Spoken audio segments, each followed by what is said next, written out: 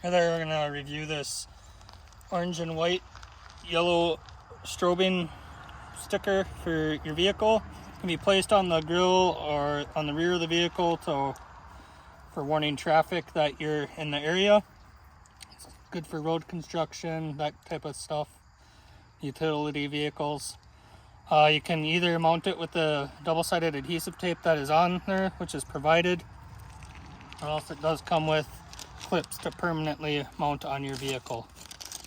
Simple 12-volt plug-in with on-off power switch, and then this toggle button here so you can select your different patterns. So make sure you clean your area well on your vehicle you'll be installing. In our case, we're just going to use the adhesive tape and show you what they look like once installed.